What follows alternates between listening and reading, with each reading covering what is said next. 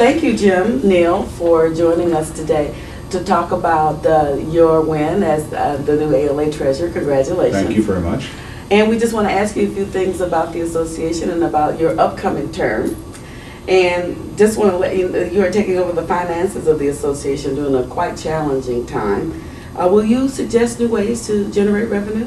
Well, I think it's very important to focus continuing attention on the areas where we have significant investment as an association.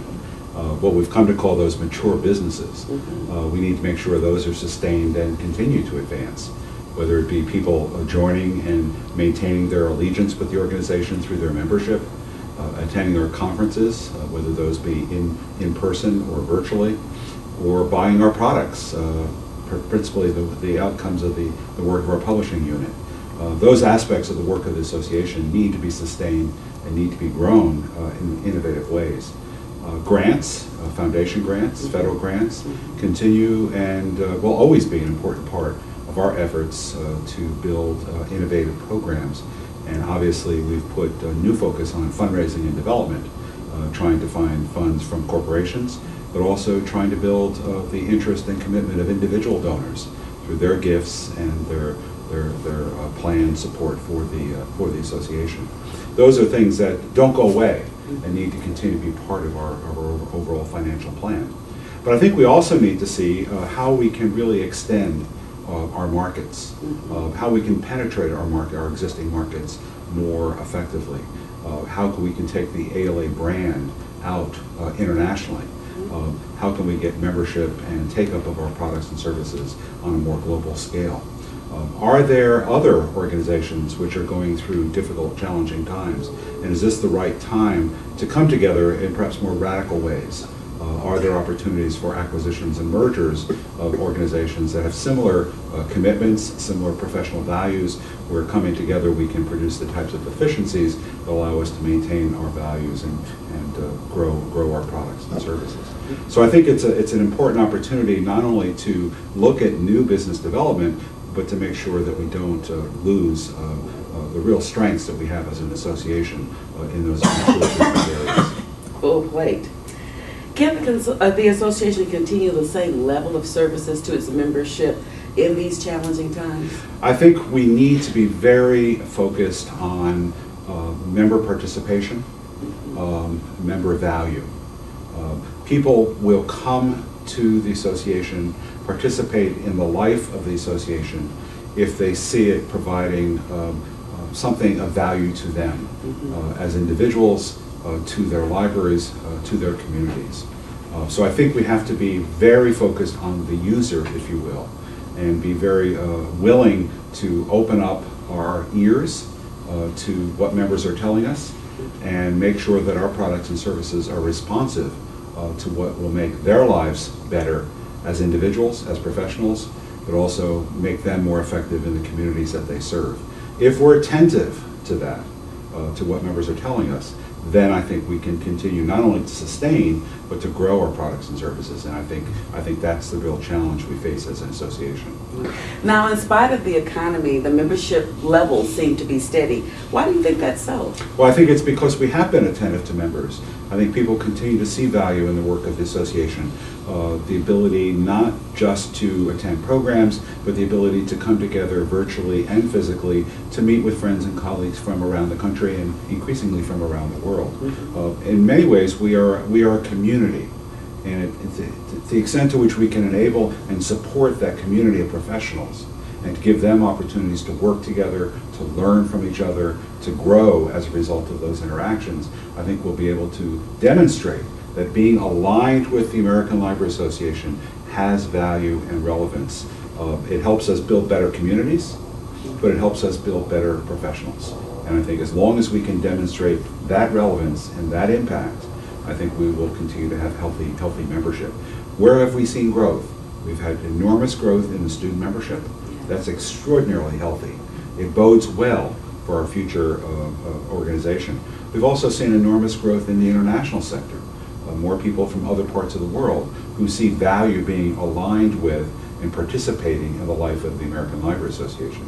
Those, I think, are good examples of why we maintain our vitality and our robustness as an association, but it's something we always need to be attentive to. One can lose one's traction very quickly. Agility is the key. Yeah. We need to move quickly and really defy the bureaucratic and hierarchical challenges that sometimes professional associations find themselves in. Mm-hmm. Yes. Now, with that steady membership, we can't seem to get people to vote in the elections with just less than about 7,000 casting ballots for the office of treasurer. What can be done, do you think, to increase participation at the ballot box? Yeah. Well, I think we had over 9,000 ballots for treasurer total. Right. But I think your observation is absolutely correct. I think this is not a new problem for ALA. I think it's been a historical problem. The level of participation, the percentage of members who actually vote, I think has been low over an extended period of time. It's not out of sync with, I think, how people participate in their local, regional, state, national elections as well. I think there can be many explanations, but I think rather than focusing on why it has not worked in the past, how can we build that commitment and that participation in the future? I think by moving the ballot online, it has opened it up to be a much easier and effective process. So I think now, our focus needs to be on raising the energy level of the election, not in artificial ways, but bringing the core issues that we as an association are facing and to generate true debate among the candidates about how we're going to advance this profession and advance this association.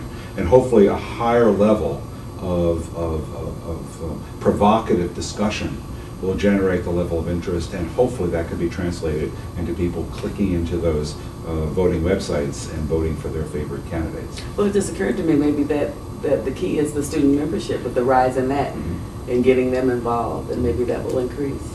I think we also need to find ways to bring the candidacies and bring the election process out to the members. I think we've continued to rely pretty routinely on print and flat web type of presentations of our positions, our thinking, our qualifications. So how can we use this type of interactive methodology? We had the session at the midwinter meetings where candidates were asked questions, but there actually was a very small number of people in the audience. How can we push that out on the web and really generate more national and obviously more international interest in the work of the association, and therefore a commitment to participate in the governance of the association? Well, that might be something American libraries can help do. I agree. All right. Now, in these challenging times, what role does the association have in making sure that libraries and librarians thrive when they're struggling with their own budgetary issues? Well, I think that's truly what the role ALA plays in educating librarians, providing forums where librarians can come together and share information and experiences, helping them build tools and capacities to be more effective on the local and on the state level. I think Camilla's recent focus on advocacy is a clear example where if we can have a effective voice, if we can use effective tactics, we can really be more influential in our local communities. It is a political process we live in. Our finances are a product of a political process, and we need to embrace that political process. It's not a negative, it's just the reality in which how things are done, how decisions are made, how priorities are established in communities. So I think we can share experiences, we can share best practices, we can learn how to work together differently. I think we do, within our libraries, there's a huge amount of duplication of effort. We have what I've come to call sort of the kumbaya of librarianship, where we do hold hands and we work together on the state, regional, even the national levels. But we've got to radicalize our view of how libraries actually collaborate and work together. I think we're seeing some real model projects beginning to develop around the country. And ALA can highlight those projects so that we all can learn and benefit from those experiences. Well, thank you for the opportunity. Thank you. And good luck on your turn. I look forward to it. All right. It will be an adventure. Yes, I'm sure.